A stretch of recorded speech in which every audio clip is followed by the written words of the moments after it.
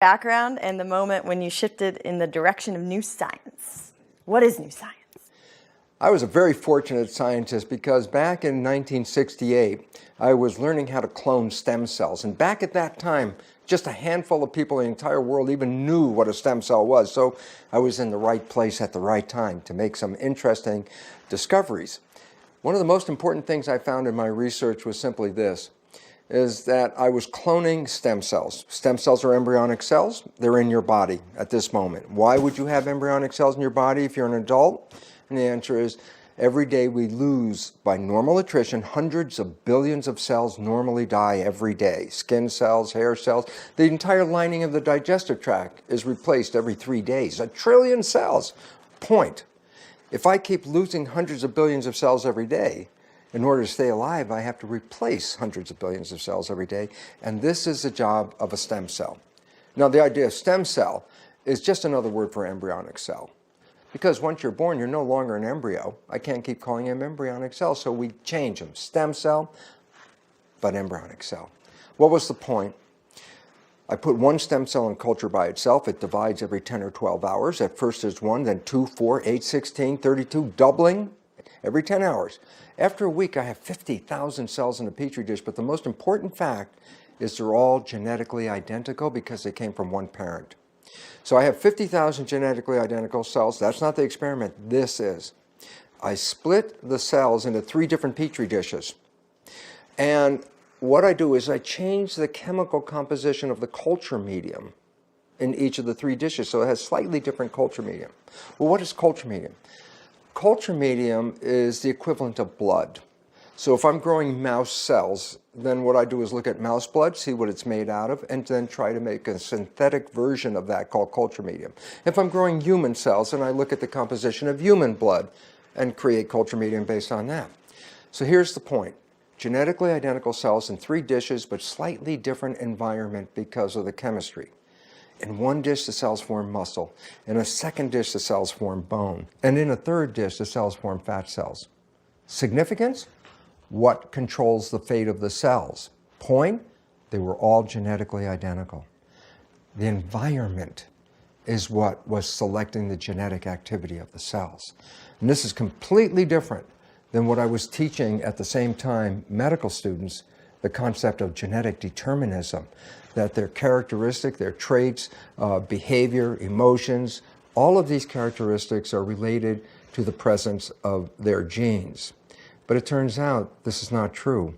It's really related to the environment. What is the profound significance of the research? Simple. If genes control your life, and as far as we know, we didn't pick the genes we came with, and if we don't like the traits we have, you can't change the traits that you have, then you're stuck with your genes, and the genes control your life. Point, you're a victim of your heredity. If there's cancer or Alzheimer's or diabetes running in your family and you get the genes, you will anticipate that you too will have the same outcome. So that makes us victims when we say genes control our lives. What does the new research that I found in the stem cell study show us? The answer is this. By changing the environment, I change the expression of the cells. Well, what's the point? I'm the one that can change the environment. I am the master of my genetics. I am not the victim of my genes. I'm the one that can change the environment, and more importantly, my perception of the environment. And that is what controls the fate of the cells. So your perception about the environment controls the activity of the cell. The nature of biology is simple. Biological organisms adapt their biology to fit into an environment. So a cell reads an environment and then adjusts its genetics and its activity to conform to the environment. Now we have a problem, and that is this. Let's say I'm looking at the activity of my liver cells in the body. And I say, well, my liver cells should be adjusting to what's going on in the environment. And I say, well, how does a liver cell know what's going on in the environment? And the answer is this. The liver cell is not touching the environment. It depends on the nervous system to send information about the environment inside the body so the cells adjust their biology to match what's going on in the world. Well, we only have one problem in that, and that is this. Consciousness is an interpretation. So my mind is interpreting the environment and then sending not the real information about the environment, but my interpretation of the environment. What's relevant? Well, I could live in a perfectly healthy, happy environment that will support me. But if I perceive it's a negative environment, then my cells inside my body do not know that it is a healthy environment. They only see the perception that I send to them. And this is why perception becomes so important, is because the cells are not directly touching the environment and depend on the nervous system's interpretation to adjust their biology. So if I change my perception, my mind, change my belief about life, I change the signals that are going in and adjusting the function of the cell. The point is very, very significant, and that is this. I'm not a victim of my genes because I, by my ability to change my environment and by my ability to change my perception of the environment, have the ability to control my genetic activity. I'm not a victim of my heredity. I'm a master of my genetic activity. So how do we change our perception of the environment? How do we... Okay. In understanding how we deal with the environment and deal with perception, the most important fact that we have to bring up at this point is that there's a mind between the environment and my cells. And when I say the mind, everyone thinks of a single entity, the mind. And I go, well, not actually true. For this reason, the mind is comprised of two interdependent elements that work together. And they have different functions, and they learn in different ways. It is our unawareness of that that is creating the problem. Because when we talk about the mind, we think there's just one thing. I say, no, there are two minds with different perceptions and different beliefs and attitudes about life. And that's the conscious mind and the subconscious mind. The difference is profound. The conscious mind, the latest evolution of the brain, is the creative mind. I say, tell me what you want from your life. Creativity is the response of the conscious mind. That's the one that can see into the future. And so that's really what makes humans so much more powerful than lower organisms, because the creative conscious mind allows us not to have just stimulus response like lower animals. Between the stimulus and the response, I have creativity. I can change any way I respond to life. I am the master of that. So it's the creative mind that has helped us get into the world that we have today. And I say, well, what's the other mind? I say the subconscious mind. I say, that's a record playback mind. It's basically a habit mind. I learn a behavior, and once it's in there, I push the button, and every time I push the button, the behavior will play. If it's a good behavior or bad behavior, that's irrelevant. It will always play the same behavior. So when I look at the world, I could look at it through my conscious mind and employ wishes and desires to say, this is what I want for my life. Or, as most of us are doing it, and unknowingly so, when we look at the world, we're actually operating through the subconscious mind, the programs of how to interpret life and how to respond to life. And why is this relevant? And the answer is this. The programs in the subconscious mind primarily came from downloading other people's behaviors. Your mother, your father, your siblings, your community. In the first 7 years of life, you were downloading behavior by observing other people. And therefore, the fundamental behavioral responses in your subconscious mind are not your wishes and desires. They're actually just copies of other people's behavior. And the problem is then, if I'm operating from my conscious mind, I'm controlling my life in the way I want to do it. But when I'm operating from the subconscious mind, I'm an automatic behavior, but playing programs that I acquired from other people, which do not necessarily benefit me. And then the last important aspect is this. You might say, well, then why would I run from the subconscious mind? I could just use my conscious mind. I go, it's a very good idea, except for this problem. When we are thinking, the conscious mind gets engaged. Simple point. I say, tell me what you're doing Monday at 2 o'clock. If you actually contemplate that, think about it simply this. Where's the answer? It's not out here. It's in here. So the moment I ask myself, what am I doing on Monday at 2 o'clock? My consciousness is directed inwards, a little Rolodex. What's going on? I say, yeah, but the moment I'm thinking, then it means I'm not paying attention. I go, absolutely true. So does it mean when I'm thinking, I stop doing something until my thought's over? So I'm walking down the street, have a thought, stop, Thoughts finished, now I can go walking again. I go, no, this is the critical part. When the conscious mind is engaged in thinking, the subconscious is the default program, the autopilot. So my conscious mind can be engaged, but my subconscious mind will carry out whatever chore I'm doing, walking, driving the car, communicating with another person. I don't need my conscious mind for that. I already have programs of how to do all those things. So the point is this: when we are thinking, we are not using the conscious mind in controlling our lives, which is the potential personal control. When we are thinking, we default to subconscious programs. And I say, well, here's where the problem comes from. A, the programs that are playing from the subconscious came from other people. B, most of the programs, 70% or so of these programs, are negative, disempowering, and self-sabotaging. C, when I'm playing these programs, the reason I'm playing subconscious program is because my conscious mind is engaged in thought 95% of the day. I go, relevance? If the conscious mind is engaged in thought and I'm playing a subconscious program, then I am the one that does not observe my own behavior. Why? Because my observation is inside my head thinking.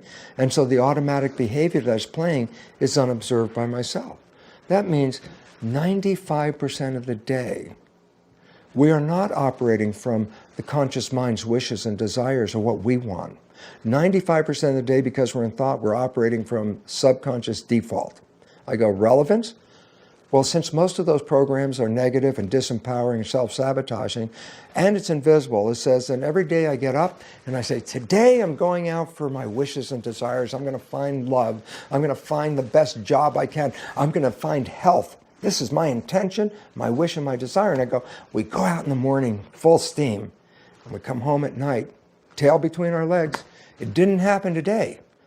And we look around and go, well, it's not me, because I went out with the vision for success. So I'm a victim. My life is not under my control, and I am not successful because of the universe is not helping me. That's the perception. And it turns out, oh my gosh, that's completely wrong. 95% of the day, you were shooting yourself in the foot with bad subconscious programs. And at the end of the day, you look at your bloody foot and go, who did that? And you did it yourself. So what's the new biology? New biology says that we are running from programs 95% of the time. Most of the programs are negative, disempowering, self-sabotaging. That when we do operate from consciousness, when we put our hands on the wheel and drive the vehicle with wishes and desires, what do you think we manifest? The answer is wonderful. Because science has found out the one time people do this without even knowing they're doing this is when they fall in love. Because when they fall in love, they stay conscious. Reason is simple. The thing you've been looking for your whole life shows up in front of your face. Why are you going to let your mind wander now? This is what I want. This is why I'm here. I go, well, interesting. Because when you fall in love, that first period, the exciting period, I call the honeymoon. I say, think about it. Life was beautiful. No matter how crazy your life was, up till the day you meet this person, you fall in love. The next day, heaven on earth. Everything is beautiful. Life is great. Life is wonderful. You're so in love. And then during that love period, I say, how's life? You go, I love my life. Life is great. Life is wonderful. I go, well, the day before you met this person, it didn't seem to be that way. And now you meet this person, and now your life has changed. What happened? And the answer is so simple. Science has recognized the moment we fall in love like that, we stay mindful, we stay conscious. Relevance? Then we keep our hands on the wheel with the conscious mind, driving for what? Wishes and desires. What is the honeymoon? Manifestation of wishes and desires. Why? Because that's what I'm operating from. And I say, yeah, but unfortunately the honeymoon doesn't last. And then it goes back to normal life. I go, yeah, and there's a simple understanding, and it goes like this. How did you create the honeymoon? You stayed mindful. You stopped thinking. When you were thinking, you defaulted to the bad programs. When you stayed mindful, you operate from wishes and desires. I go, this is great, but guess what? Even if you're in love, life is still going on. There's a point where you got to handle things. You got a job, you got chores, you got things to take care of, you got to fix the car. I go, so what happens when this happens during the honeymoon? I say, I start thinking. I got to do this for the job. Oh, I have to take care of this chore. I go, consequence of thinking. I let go of control, and I go back to the default subconscious with the negative behaviors. And I go, and what is the consequence of that? You stop creating life from wishes and desires and return back to the programs that you had before you fell in love. And I go, why is this relevant to the honeymoon? Because your partner has never seen any of these negative behaviors since you fell in love. Why? Because you didn't default to the subconscious programs that you got from other people. And I go, well, that's called the honeymoon. Both of you are creating wishes and desires. And then I go, then what? I start thinking. I say, what happens when I think? I automatically go to autopilot. I go back to subconscious control. I go, yeah, but those behaviors aren't mine. All of a sudden, I start spewing out these negative behaviors. And my partner looks at me and goes, who are you? Where did that come from? Here's the problem. I'm the one who didn't even see what I just said. Why? I was thinking, defaulted to the auto program. My conscious mind, engaged in thought, did not even see the behavior I just played, which is primarily negative. My partner sees it, accuses me of, hey, who are you? And I'm thinking in my mind, what's she talking about? Why? Because I'm the one who didn't even see what I just said. And therefore, I get very defensive. What are you talking about? Who? I'm not like that. And I go, so what's the consequence? You fall in love. You become mindful. You create from wishes and desires. You manifest heaven on earth. And then I say what? Life intrudes. And when life intrudes, you start thinking. And the moment you start thinking, you start defaulting, autopilot, subconscious. And those programs come out without you even seeing what you just said. And apparently, because they're so negative, offended the people in your area, your partner.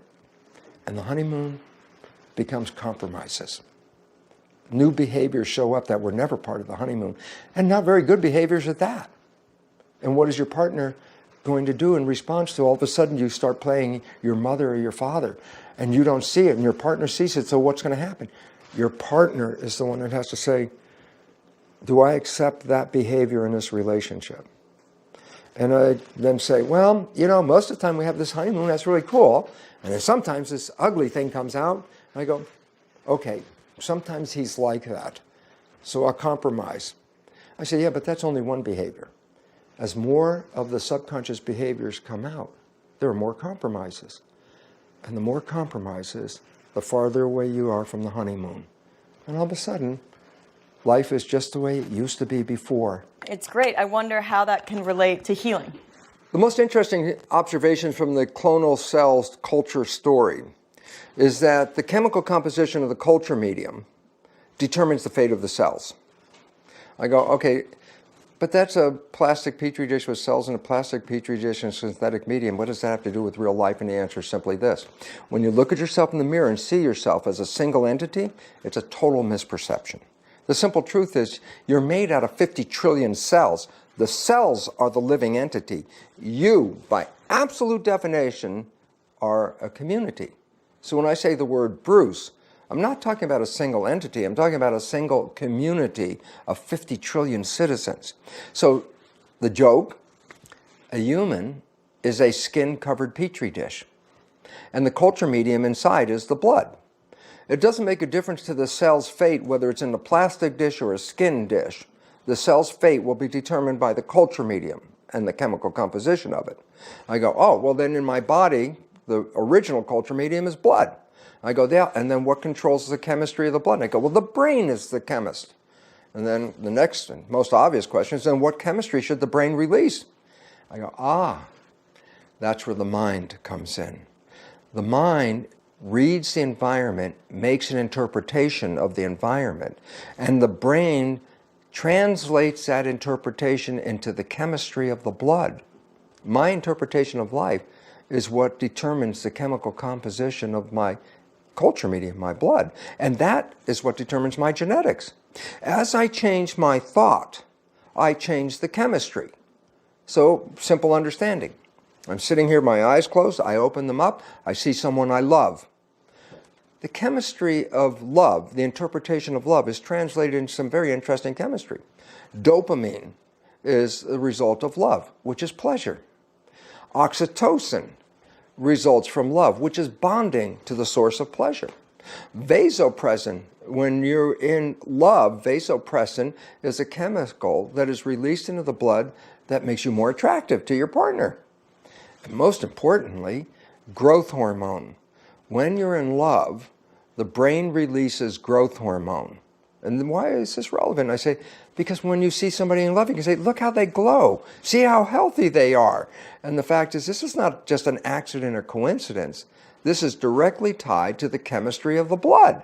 So in love, I'm enhancing the health and growth of my cells. I say, well, wait, just to compare the difference. I'm sitting here, but when I open my eyes this time, I see something that scares me. Well, the image or interpretation of that threat is translated by the brain into totally different chemistry. When I see something that scares me, I release stress hormones and inflammatory agents. And I go, why is this relevant? Because the chemicals that are released in the perception of stress shut down the growth of the cells and actually inhibit the immune system. You say, well, why should I do that to my body? Why should I shut off the growth and shut off the immune system? The answer is simple. When you perceive a threat, in the old days in school we referred to that as activating the adrenal system, fight or flight. If you're being chased by a saber-toothed tiger, how much energy do you want to make available to run away from that tiger? Simple point. Give you an example. I have a bacterial infection and my immune system is demanding energy to fight the bacterial infection.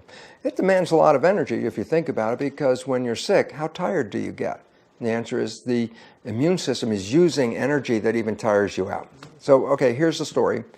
You have a bacterial infection and a saber-toothed tiger is chasing you. You're in charge of energy distribution, so how much of the energy you want to do to fight the bacteria and how much of the energy you want to do to run away from the tiger? I hope you get the answer, and the answer is, I want 100% of the energy to run away from the tiger. Why? Because if I can't escape the tiger, the bacterial infection is not even a problem for me anymore at that point. And the idea is this: when you're in fear, you take all the available energy of your body and use it for fight or flight purposes. You shut down growth and you shut down the immune system. And the chemistry of the blood will then redirect the genetics of the activity from growth into protection. They're mutually exclusive. You can't be in both at the same time. What determines the difference? First, your perception, and then how that perception is translated into chemistry by the brain. The chemistry goes into the growth medium called blood, which nourishes and directs the activity of 50 trillion cells in your skin-covered dish. And this is the significance of how a thought changes the genetics of your activity, because your thoughts are converted into chemistry by the brain. It's great. And you've said that 90% of all diseases and doctor's visits are a result of stress. So obviously there's not tigers running around anymore. So people are perceiving life in a stressful way, and that's causing them to be sick. If we can engender the concept of fear in somebody, your job is not secure, enemies may show up, your food is not healthy, pollution is threatening you, the perception of fear will release chemistry that will, as I said, shut down growth and shut down the immune system. Well, I said, well, shutting down growth, I'm an adult, I don't need to grow. And I go, oh, every day you have to replace hundreds of billions of cells that die every day. So yes, I don't care what age you are, you have to grow every day. And then you say, yeah, but if fear shuts down growth, this interferes with my life. And I go, yes, but here's the point. When we evolved as humans, the fear response was only used very briefly and intermittently. If the tiger showed up, I'm going to be in fear and I'm going to run, fight or flight. But once I get away from the tiger, I go back to normal health and growth again. So in the old days, fear was only used for a very short period of time. So if you're going to shut off growth in the immune system for a short period of time, it's not really relevant. The stresses of today's world are 24/7, 365. They never let up. And that means every day you are compromising your growth because of the stress hormones, and every day you're compromising the action of the immune system. The net result is illness and disease. That is the only consequence that will come from the chemistry of fear. And yet, look at the world today. We are driven and motivated by fear every day, all day. For instance, if you get a diagnosis of cancer, you immediately go to fear of death, fear of loss of your loved ones. You know, that's the worst place you can go. To understand how the mind controls biology, let's talk about something that everybody's familiar with called the placebo effect. And I say, what's that? And I say, well, I have an illness. A doctor says, here's a brand new medicine. It's the most spectacular new medicine for your illness. It's even colored purple, so it's even more powerful. And that this medicine is going to heal you.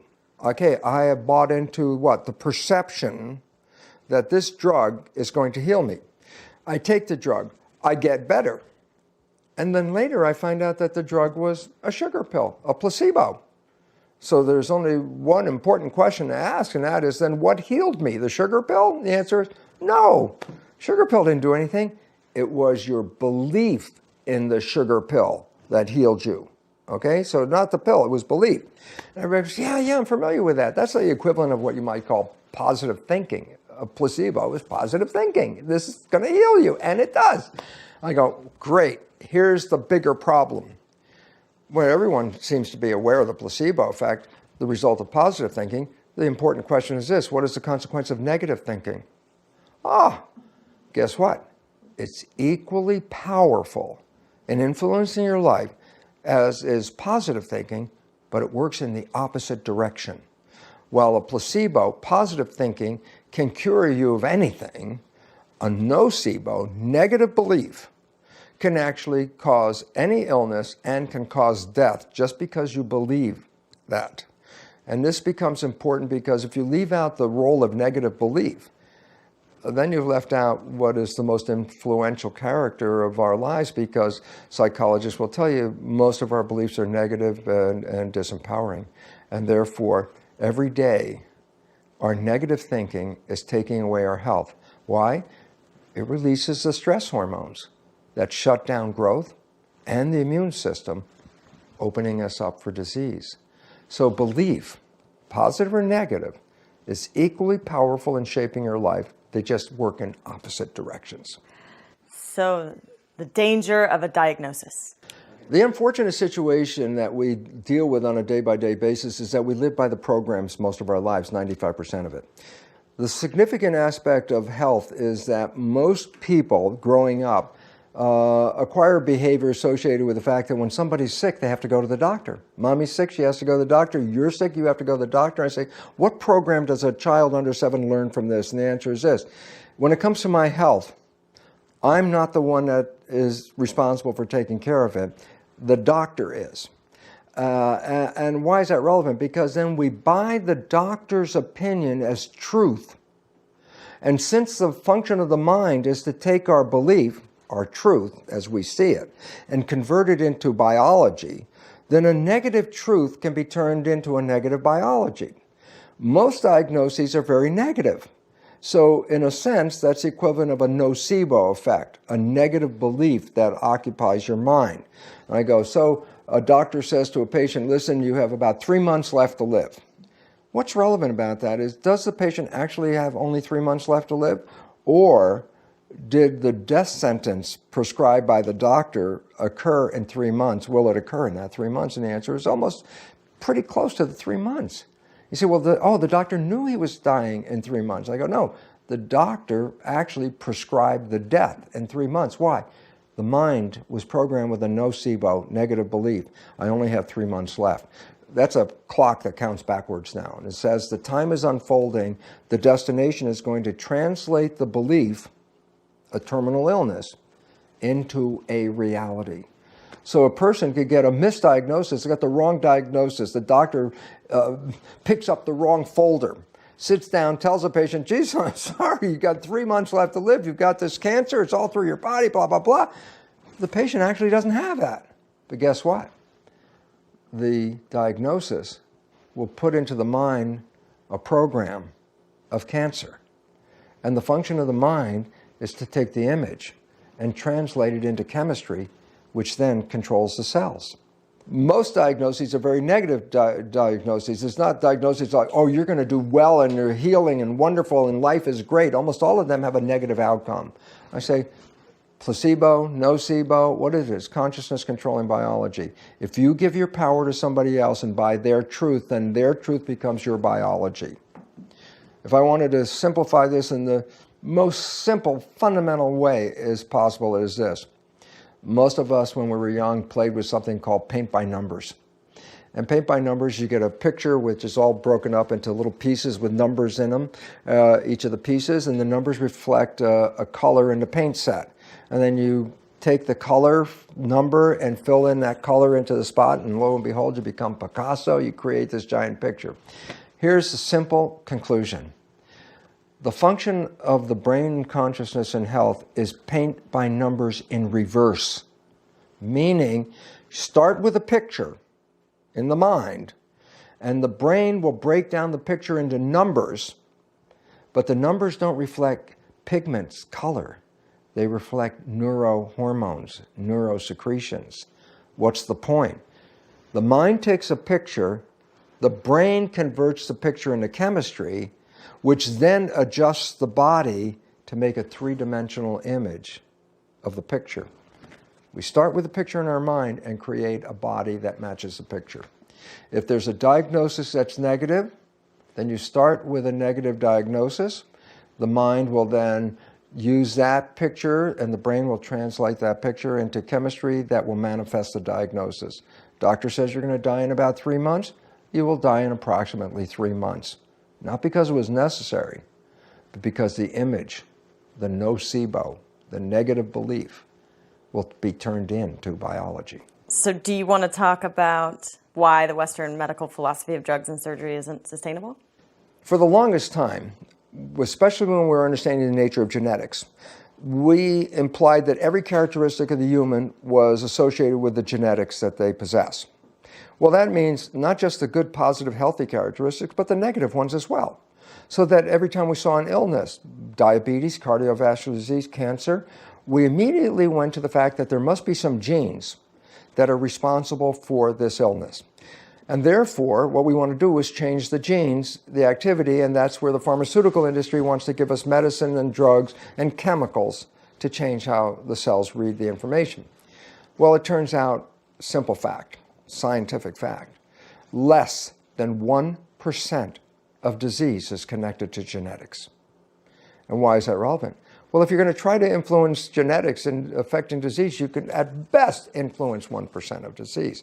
So what about the 90% of disease or more that people express? And I go, that is actually due to lifestyle. So what are we finding out? The biggest killers on our planet today, cardiovascular disease, cancer, diabetes, Alzheimer's, these diseases are not organic problems in our body. These diseases are the consequence of how we are responding to the world around us, that it is based on lifestyle. 90% or more of cardiovascular disease has nothing organically wrong with the individual. It's just the consequence of dealing with stress. Cancer. We always were looking for genes that cause cancer, and the Human Genome Project really squashed that idea. Why? There are no cancer genes. There is no gene that causes cancer. Everything that we call a cancer gene is actually a gene related to stress. That when we stress the situation, this gene then can precipitate the cancer. So it doesn't cause a disease, a gene, but it is correlated with a disease. And this is very important because when we give the gene the power, then we focus our attention on the gene as the source of the problem. This is where medicine is coming from today. And guess what? With all the work they've done, let's say, for example, with cancer, how many billions of dollars have we used to look for the cancer gene to find there is no cancer gene? Okay? And guess what? Even the American Cancer Society has now come around to say between 70 to 90% of cancer is totally lifestyle. Again, this puts responsibility back on us, not on our genes. Because when you say the genes did it, then you're just saying, I'm a victim, and somebody has to heal me. And I'm going, you're not a victim, you're the creator. And you can create cancer, and you can create health, whether you have the BRCA gene or not. You can create cancer or cardiovascular disease, or, in fact, 100% of diabetes type 2 has nothing to do with genetics and everything to do with lifestyle. Point.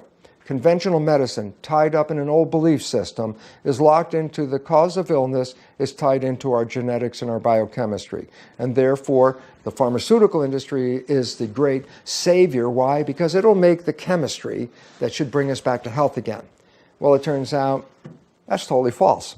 As a matter of fact, the pharmaceutical industry is one of the leading causes of death in the United States today, with over 300,000 people dying from prescription drugs daily in a year.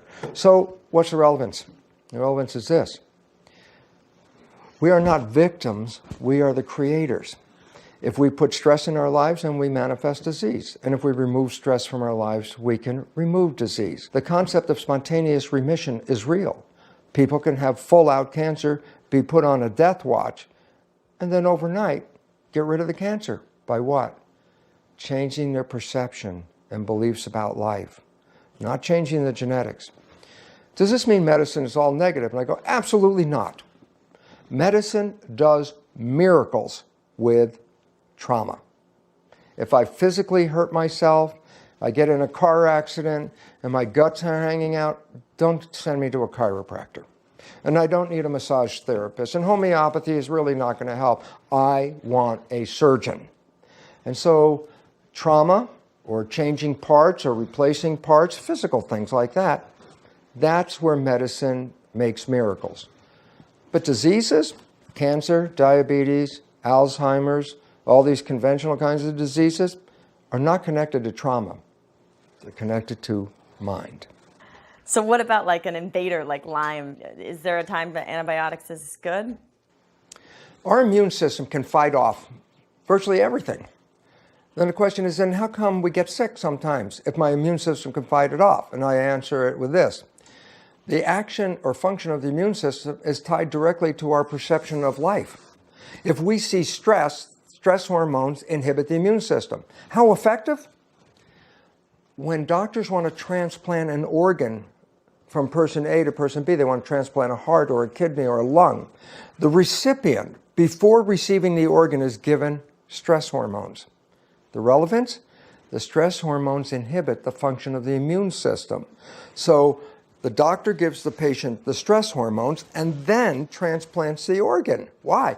Once the organ is put in, the foreign organ, and the immune system is now shut down by stress hormones, then I'm not rejecting the foreign organ. So the idea about it is the effectiveness of shutting off the immune system is so great with stress that the medical profession uses it therapeutically to inhibit the immune system when I want to transplant an organ. So basically it says, yeah, guess what stress does when you're not transplanting an organ? It will shut down the immune system. So therefore, if you are under stress and you have, let's say, a bronchitis, an infection in the lungs, which personally I had, and I had to look at the world and I go, wow, I'm getting sicker because the bacteria is gaining on me. Why? Because at that moment my life was under a lot of stress. I had two choices. Immediately eliminate all the stress from my life or take an antibiotic like penicillin. Looking at my situation, realizing my life stresses at that moment, of course, I went for the penicillin.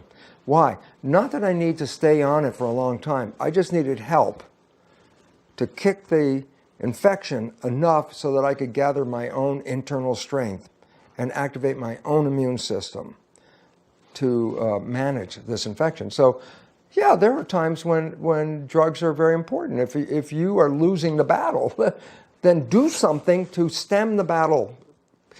Use an antibiotic if you have to. But that's only in rare cases. And this is profoundly important. Human beings were once considered just to be organisms comprised of human cells. But today we find that there are as many microbes, bacteria, parasites in our body as human cells. And the relevance is, are they invaders? And the answer is no. We cannot live without them. If you remove the bacteria called the microbiome, which is the community of bacteria that live within us, and each one of us is carrying about 2 pounds or more of bacteria in our body at any one moment. If you eliminate the bacteria, you will die. Relevance? The bacteria are not an adjunct to our life. They are required for our life. So science has actually given a new name to a human. We're not just an organism. We're now called a superorganism. Relevance? The microbiome, the bacteria in your body, are required for your digestion and running your system. There's a feedback between the bacteria and the genes of your own body. They're in community. There are good bacteria, which your community is going to harbor and keep in you because these bacteria are required for your health. And there are bad bacteria. Well, the immune system will fight the bad bacteria, and guess what? Even your good bacteria will fight the bad bacteria. So basically, as a superorganism, we have to recognize that the bacteria provide a fundamental part of our life.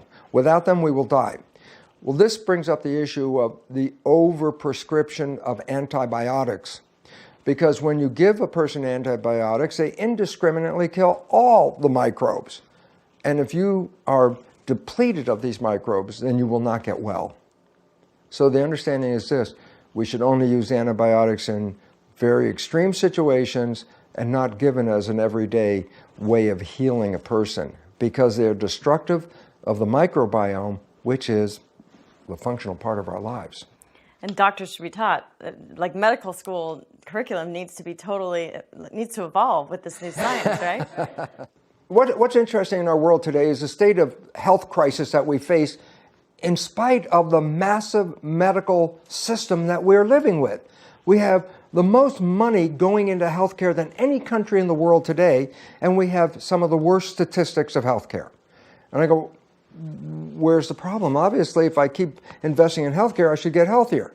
And the answer is, the problem is this: conventional medicine is predicated on the pharmaceutical industry. That we find a disease, we anticipate the pharmaceutical industry will make a magic bullet and deal with it. Yet it turns out there are so few diseases that are actually organic. The diseases that we express mainly on this planet are due to the stress and the lifestyle. So if I go into a doctor with an illness and they look at me and say, oh, your machine is not working and I'm going to put chemicals into your body and fix it, well, that's a nice vision, except for the problem is over 90% of illness has nothing to do with an organic breakdown of the body. And that's why our reliance on the pharmaceutical industry is interfering with healthcare.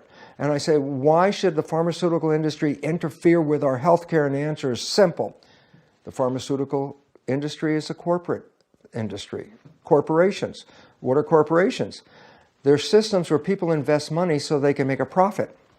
I go, wait a minute. Healthcare is a profit-motivated industry? And I go, of course it is. People invest in it. The relevance is simply this, is that the pharmaceutical industry makes money off of the medical industry. And as long as we are convinced that the answers to our problems in the pharmaceutical industry, then we will seek them as our healer. The problem is that most illness has nothing to do with that. I go, well, then why isn't medical school keeping up with the new information? And then I have to unfortunately admit that our healthcare system has been preopted by the interests of the pharmaceutical industry. I say I could heal with thinking and thought and energy healing, which is the new phase of healing. I go, why is the pharmaceutical industry against that? And the answer is simple. I can't unitize it and monetize it. How can you make a pill of energy? Can you sell me a capsule of energy? And the answer is no. Well, then, is energy of relevance to the pharmaceutical industry? And the answer is absolutely not. Matter of fact, if they could eliminate all the energy, they would be very happy because then they'd be back to selling chemicals again. But most of the illness in our planet will not be resolved through chemical healing. And the medical industry is biased by the money of the pharmaceutical industry, which is one of the largest corporations in the world. The significance of this is very profound. The word human, humane, humanity, the root of all these words is compassion.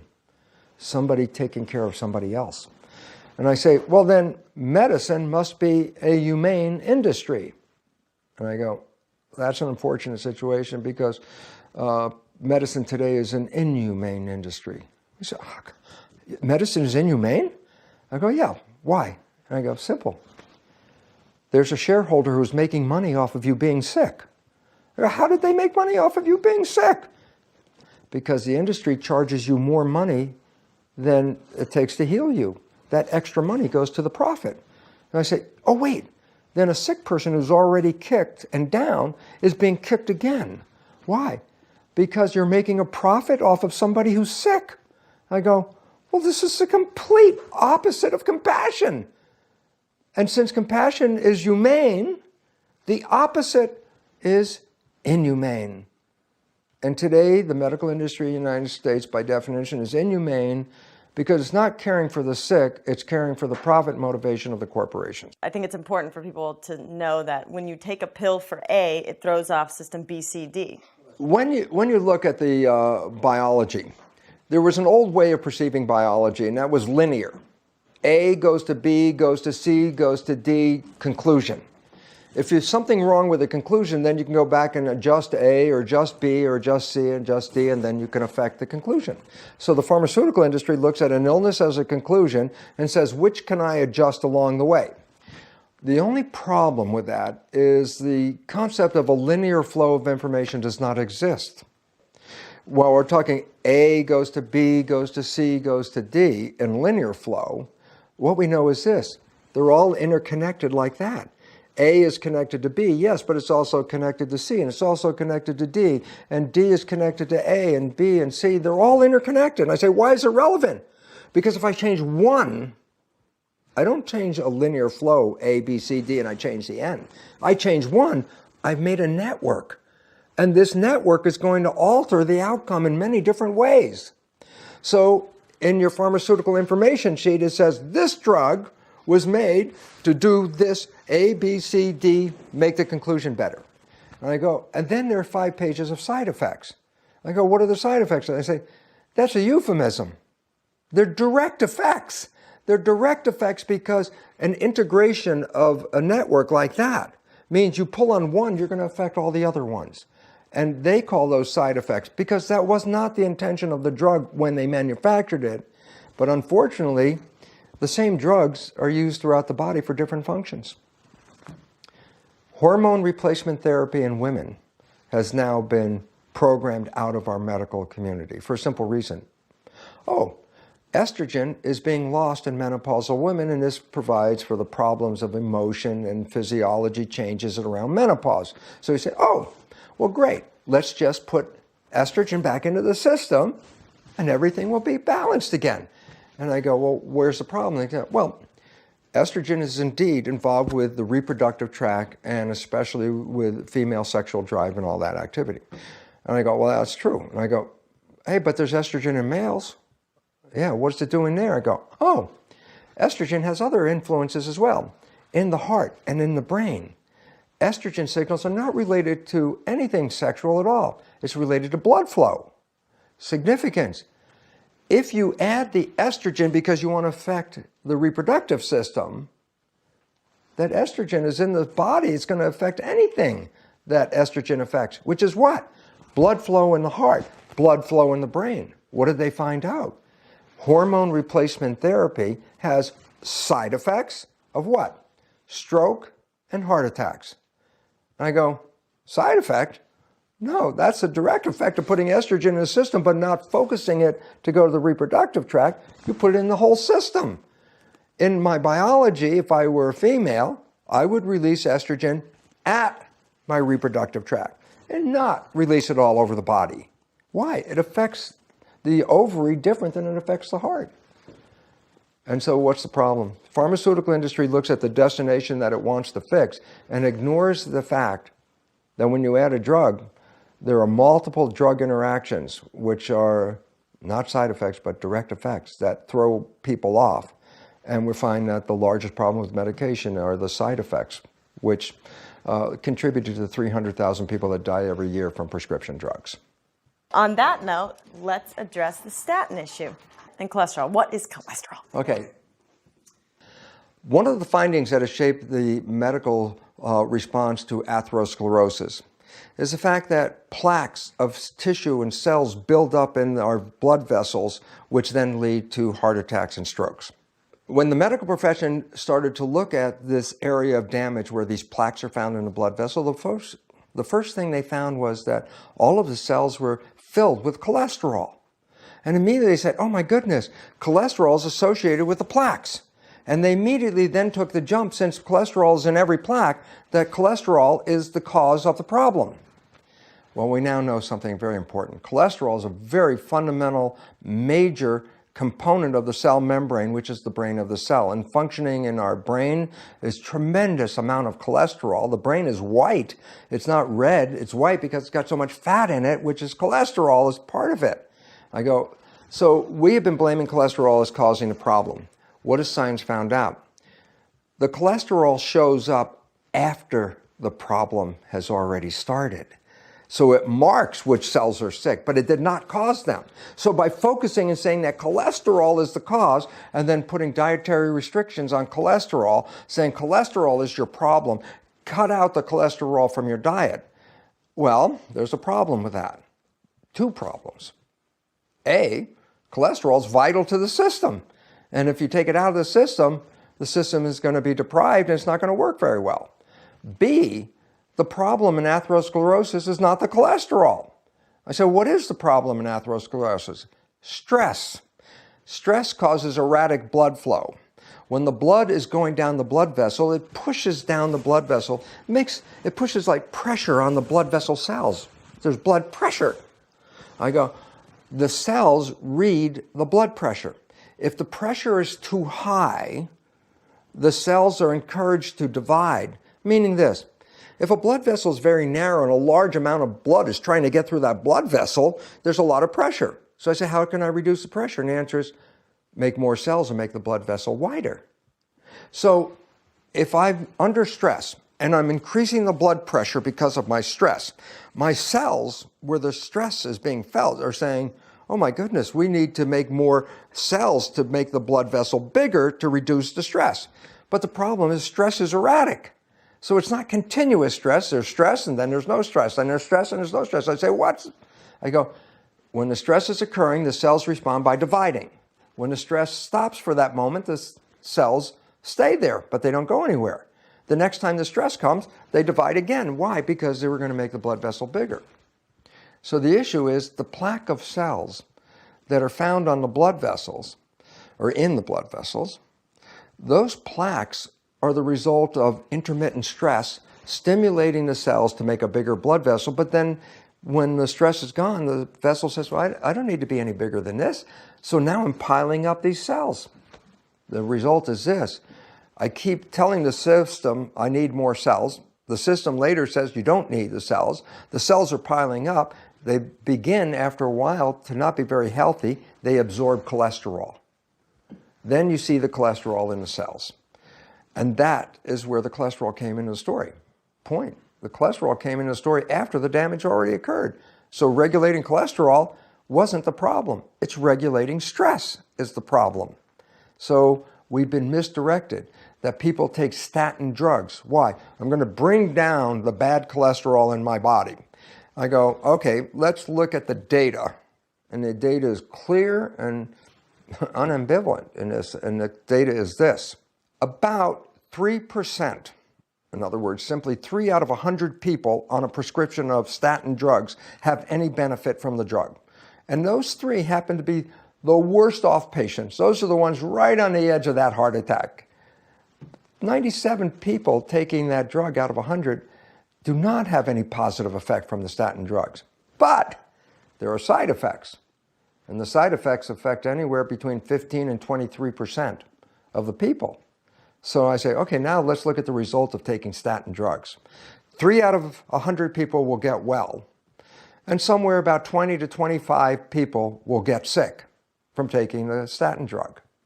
So the issue is, where's the benefit? And the answer is, there is no benefit except for the drug company, which has a lifetime prescription. They are drug dealers, and they hook the patient to believe that this drug is helping them, when in fact, the data clearly reveals there are more people injured by the drug than are actually helped by the drug. So cholesterol is not the bad guy. What happens periodically is those people in charge change the level of cholesterol that is acceptable. they keep lowering the number.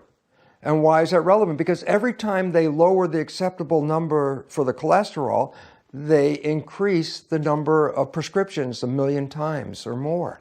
And therefore, every time they lower the cholesterol number, the drug company makes a huge gain in profit, and the people lose more. Where do they come up with this number?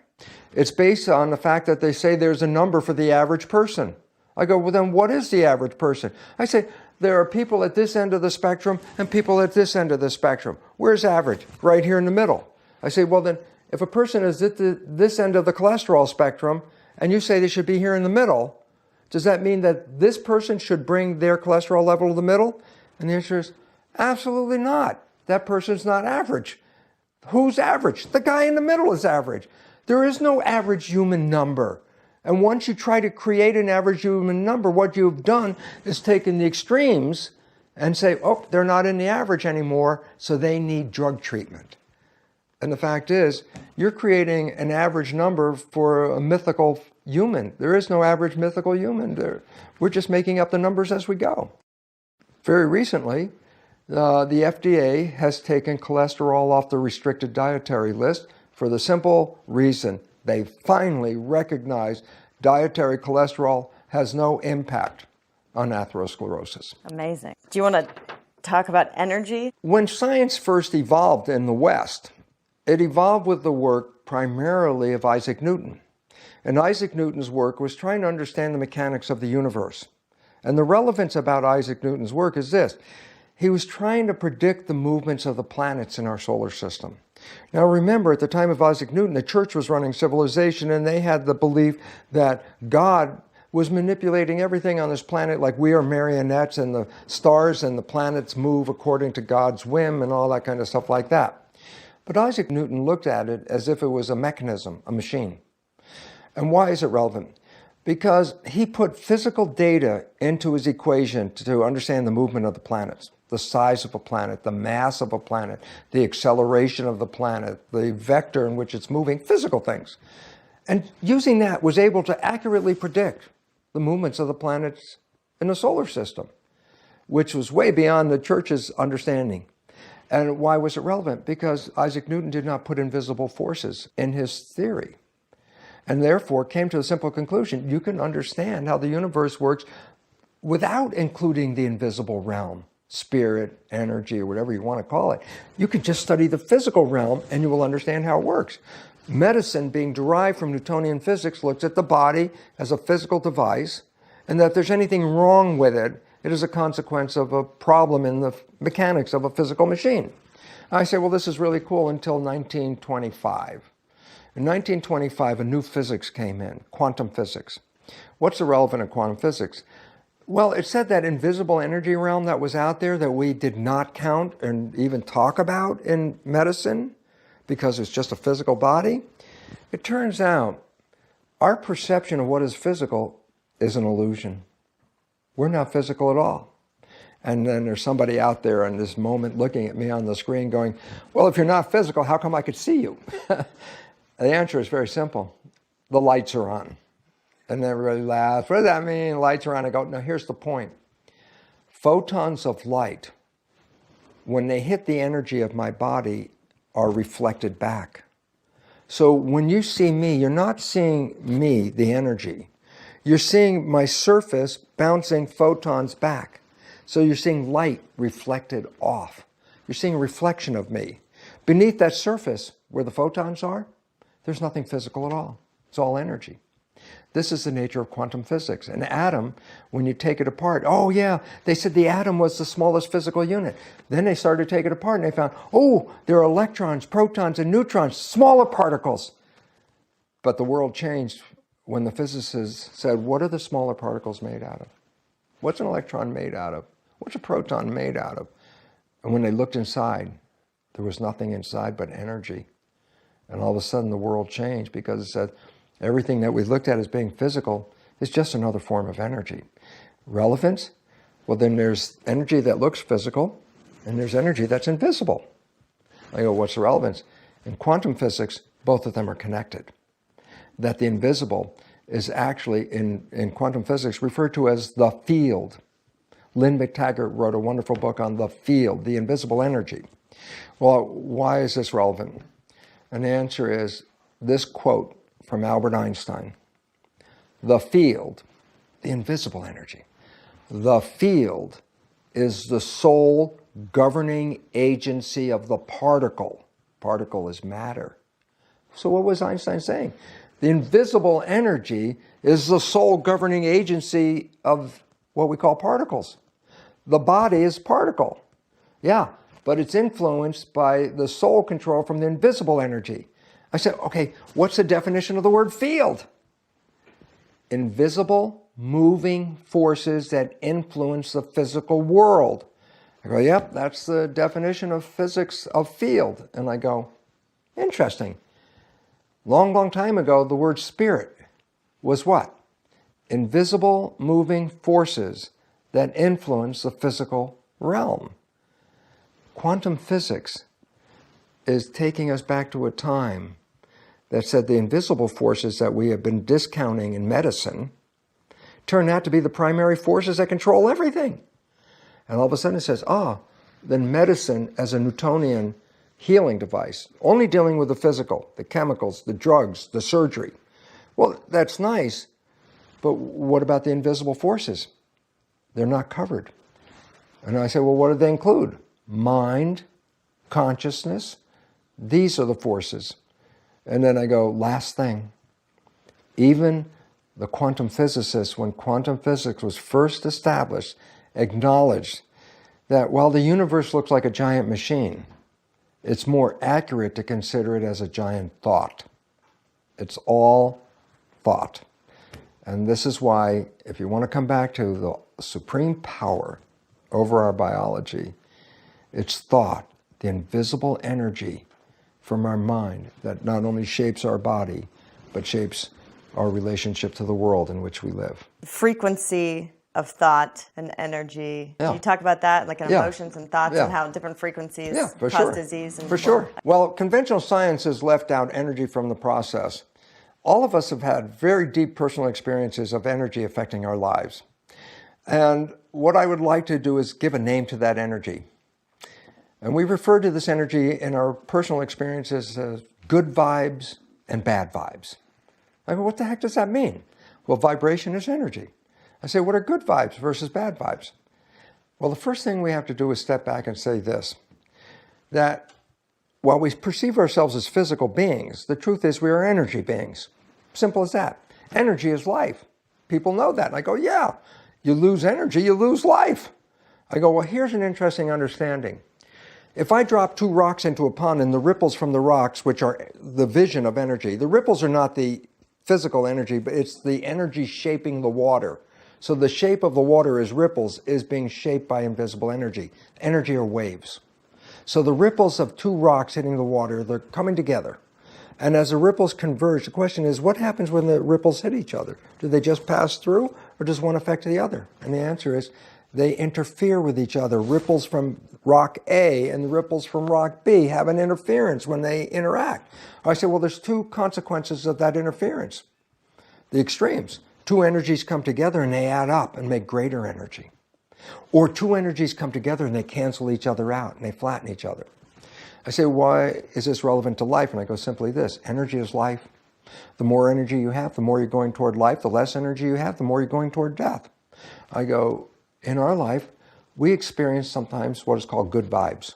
I say, what is that? I say, well, you go to this party and you're really tired, but by the time you get to the party, you meet these people, and the next thing you know, the music's playing, you're dancing, you're having all this energy. And I say, where did the energy come from? You came here and you were tired. I say, oh, I met these people and I was good vibes. And I say, what does it mean? I say, bodies are like ripples in a pond. They're energy. Remember, they're not physical. And I say the ripples of other people, when they're in harmony with you, two ripples in harmony, both going up, both going down, both going up, two ripples in harmony act on what is called constructive interference, meaning the value of the energy waves become added up. More power, better vibes, good vibes. Why is it good vibes? More energy, more life, less energy, less life. If you are feeling good vibes, by definition, you are enhancing your energy, which says this is a good place to be. But if you're feeling bad vibes, that's when two energies are not in phase. One ripple is going up, the other ripple is going down. When this one's going down, this one's going up. They're out of phase. I say, what happens when you add up two out of phase ones? They cancel each other out. So bad vibes is what? You're in the dark part of the city, you don't know where you really are, and all of a sudden you feel the energy drain out of your body. You feel weak. You feel vulnerable. It's called bad vibes. I said, what is it indicating? Your life is not supported in this environment. You want to go toward good vibes and away from bad vibes. I go, that is the secret of animal and plant communication all the way up through and including humans. Every organism on this planet reads vibration. Why? Life is energy. If an organism moves into some place where the energy is canceled, it's a feedback that says you are losing energy, which means you're losing your life force. In contrast, if you go this way and your energy is enhanced, then it says, oh, I'm getting more life going this way. So it's interesting. A snail doesn't have to go to school to know, should I eat this or not eat this? Should I go this way or not go that way? It doesn't have to go to school to learn that. All it has to do is read the energy. We, like every other organism, use energy as the primary communication. Am I safe or am I not safe? What, you feeling more power or are you feeling less power? Power is life. So the relevance of vibes, it's not a coincidence or an accident. It is one of the most important meters on our dashboard of life. Because by reading that, you will know whether you're going toward your life or you're going toward or away from your life by losing your energy. And it's very interesting because humans have been programmed more or less in the first 7 years to ignore the vibration and listen to people's words. And I go, there's your problem. Vibrations are true. If it's a person's bad, they're going to just have bad vibes. But they can have wonderful words. So if you listen to the words, you're not feeling the vibes. And therefore, you've lost the most important communication that every organism on the planet is using. And that is, read the vibes first. How do you know if a person's your friend? You can feel it. If you don't feel it, but you listen to the words, you can be totally misled. Silver-tongued devil override the vibrational meter. And what we all have to come back to is learn vibes are information. Vibes enhance health when they're constructive interference. And vibes take away health when we live in what are called bad vibes. When we're trying to heal ourselves, what we're trying to do is improve our vitality. That's what healing is. When we're in disharmony and dis-ease, we have no vitality, and that's why people have no energy. And I said, well, what are you going to use to guide you toward this vitality? And I said, well, we have two minds, and each one is going to send us in a different direction. And the idea is that most people think, well, if I just have positive thoughts, this will heal me. And I go, theoretically, that is a very good idea, except for the problem is this: 95% of the day, the thoughts that we have are actually removing the conscious mind from controlling biology, because 95% of the day we're on autopilot. So a lot of people are practicing like positive thinking. I say, well, how long or how much of the day are you doing that? Well, obviously just a small percent of the day. And I go, well, that's a problem because you're operating from the subconscious. It's got a negative program. It's operating 95% of the day. And this is the issue that people have, is because they think I'm going to do the positive thing. And I think, well, that's a good thought, but will it manifest? And the answer is not for a conventional person, because the conscious mind will only, in that average person, work about 5% at the most. Most people actually 1%. And the significance then is what you're doing helping you? The question is, well, is what you're doing based on the conscious mind or the subconscious mind? If it's based on the subconscious mind, then you're carrying all the baggage of the programming. And if it's on the conscious mind, well, that was the mind that gave you the honeymoon effect. That's the mind that gives people that glow of love, that health. Why? The conscious mind, when running it, will take you always toward that side. But the moment you start thinking and default to the subconscious is the moment you start invoking programs that will take away your health. And they'll be invisible, and you'll be the last one to know, except for the sickness that you will manifest. And you talked about how having purpose or service or gratitude, these are some tools that people can do to just immediately change their chemistry, like practices. In recent times, we started to find that there's actually the equivalent of a fountain of youth built into every cell. And this fountain of youth is associated with the DNA, but it's not the DNA that codes and makes programs. It's not genes. These are little extensions of the DNA at the end of the chromosomes called telomeres. And telomeres are just a mechanical aspect of copying the DNA. We need those telomeres to make full complements of our DNA. Every time you copy the DNA, in other words, every time the cell divides, it loses a piece of the telomere. Well, the telomeres, to give another picture, are like shoelaces. At the end of the shoelace, you have that little nice plastically coated thing that holds the strands of the shoelace together. If that little plastic falls off, the shoelace unfurls and the strands unfold. Telomeres keep the DNA strands from unfolding. But when you lose the telomeres, just like losing the little end on that shoelace, the DNA starts to open up, and then that will lead to aging and disease. So the telomere length is directly proportional to our health and our longevity. The shorter the telomere, the shorter our life, and the more likely disease. And so at first it's thought you got your telomeres at birth, and then after that you just systematically lose them as the cells divide, and there's a point where aging occurs, where you've lost the telomeres. Now you're affecting the copying of the gene programs when you reproduce a cell. And that's what we believed, and that's why we said, oh, a human life has a certain lifespan. The fun part, science has now found there's an enzyme, telomerase, that increases the length of the telomere. So that if the increase in the telomere is occurring, that means the cells can divide much more frequently without getting sick or without aging. Now the question is, okay, so what is it that promotes the telomerase that allows us to live longer and more healthy? And the answer is this: it's our response to life.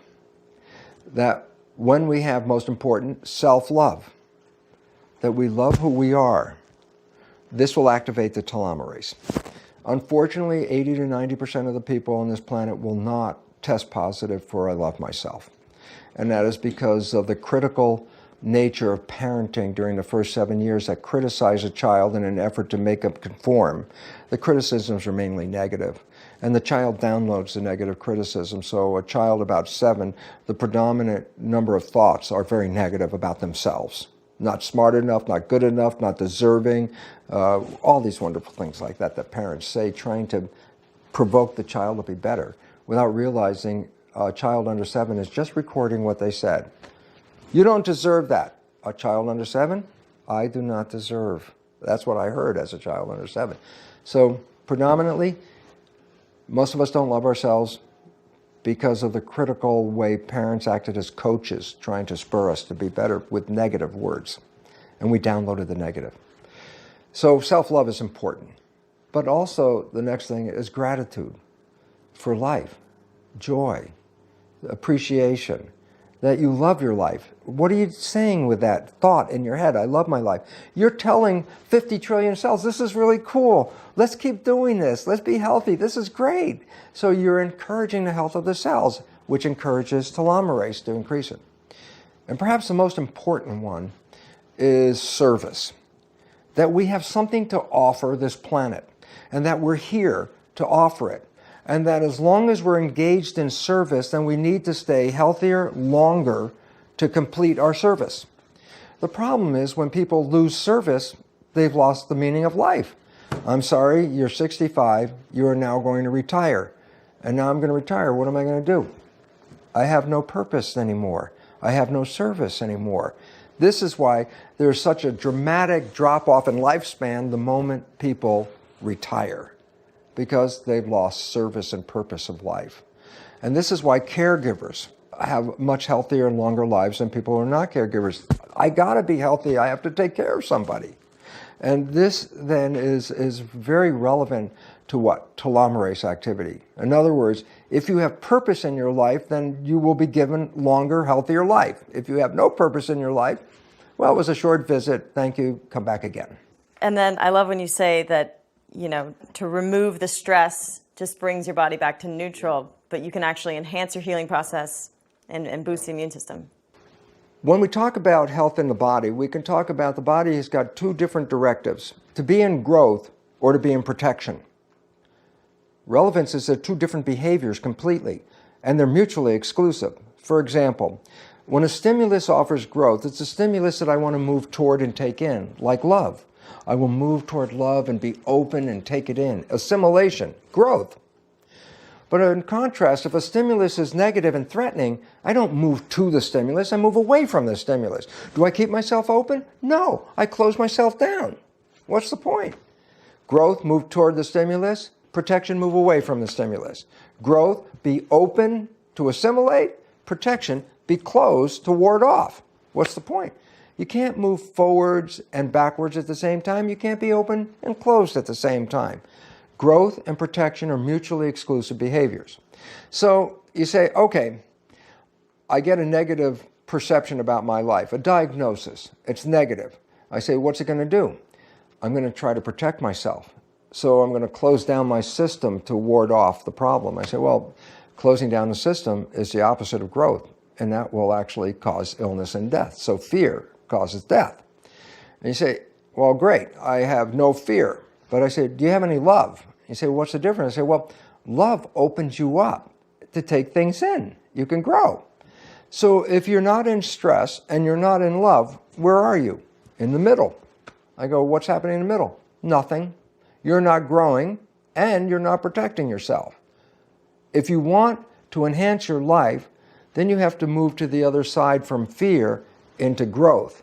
If you want to enhance your life, images of happiness, wholeness, being part of something that's vibrant and alive, those stimuli will affect all of the growth. So you say, get rid of stress. I go, yeah, if you get rid of stress, but you have no love or no growth, you're in the middle of nowhere. You're not growing, but you're not dying. You're not doing anything. But if you remove stress and replace it with love, then all of a sudden you completely change from a shutdown system to an open system. And you will be healthy and you will grow with it. So the problem is not just eliminating stress, but to eliminate it and replace it with something positive, loving, growth promoting. What is your one takeaway message on healing? Your one piece of advice if someone's dealing with, they need to turn their life around, what do they do? I think one of the most important aspects of understanding our life and our health is that we are not victims of our genetics as we have been programmed to believe. Because as victims, it just says you are powerless.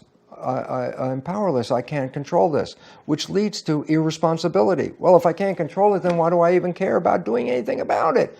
That takes us away from the control. What we need to understand is we are in absolute control. We can change anything in our biology. You could be terminally sick with cancer, like my dear friend Anita Moorjani, whose book, Dying to Be Me, revealed after 4 years of cancer, and her body was shutting down, that she was on life support. Her oncologist called her family and said, at this stage, it's terminal, and she may not come out of this coma. And if she does, it will only be a short period. She's dying right now. And Anita had an out-of-body experience. I realized that her cultural programming conflicted with her life. The conflict led to the illness. That when she resolved that conflict in this out-of-body experience and came back into a body that was not even functioning, was on a machine, and she was so emaciated that cancer lumps were sticking out of her body, within a couple of weeks of coming back out of the coma, the cancer was essentially on its way out. It's gone. Now she's completely healed. What's the relevance about that? And the fact was this: resolution of her conflicts in life as the source of her problem. And that by resolving these conflicts, she came back from a place that her oncologist says nobody comes back from, only to be, for me, the poster child for the biology of belief. Change the belief, and you can come back from death. ALS is like the gnarliest thing ever. Can people come back from ALS? They can. They're working on it. A friend of mine is actually involved with this process right now, and he's doing a scientific study, and I have literature from him and the scientific people, including others like myself, that are supporting him. And what is he showing? That it wasn't a one-way negative decline, that he could recover. And he's starting, he's standing and moving, and he's working on it to come out of it. So a death sentence has been avoided by what? His perception and his intention to heal himself. And he's against all the odds. He was in hospice, and then they kicked him out of hospice because he wasn't dying anymore. And that's because he changed just his perception of life. And this is especially true for multiple sclerosis. That is totally a mind-body psychosomatic. And a friend of mine who was in a wheelchair with a breathing apparatus, and was so weak he couldn't hold his head up and sit in a wheelchair like that, changed his mind and now become a long-distance runner. And no multiple sclerosis, totally healthy. MS is autoimmune. What is autoimmune? Self-destructive. Autoimmune definition, self-destructive. So what was the point? Well, if your self is destructive, what if you change yourself? And the answer is, then you can recover. So autoimmune disease is really a consequence of our thought processes. So they got to get back to self-love, or? Yeah, because all the issues are why aren't they healing themselves? What's their belief? And the answer is, well, most of the beliefs are you can't heal yourself because you're not the doctor, and who do you think you are? And that takes away people's power. So we've all been disempowered by people telling us, you have no power over that. You can't control your genes. It's like, that's bullshit.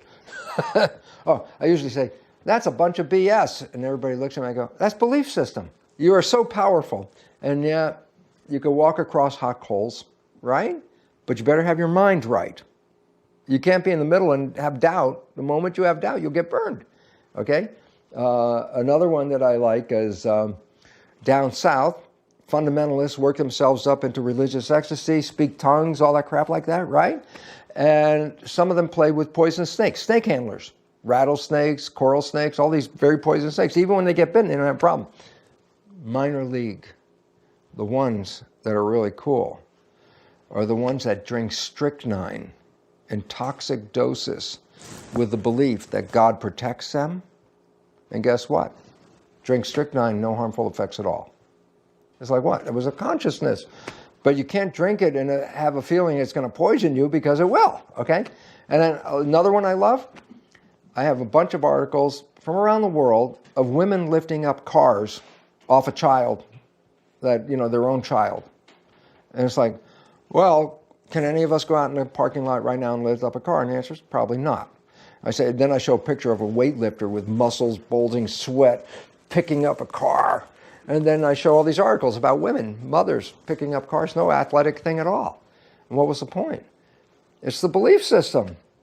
Your kid's under the car. There's no belief system that says, oh, okay, you die under the car, I'll stand out here. No, I'm going to lift the goddamn car up. And they do. Point.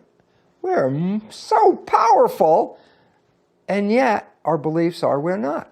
And I go, well, that's the problem. If you believe you're not powerful, then by definition you're not. And we have disempowered people from the very beginning. And the two disempowering sources have been A, the church, disempowerment. We talk to God, you can't. So we're going to manage spirituality for you, okay? Something you already have, but we'll manage it by telling you you don't have it. And then medicine. We're going to manage your health. You can't, but we can. It's like, well, that's bullshit. As a matter of fact, cancer patients stand a better chance by not going to the doctor for their cancer than for those that do go to the doctor. Statistics. Yeah. How powerful are we? More than you could ever imagine.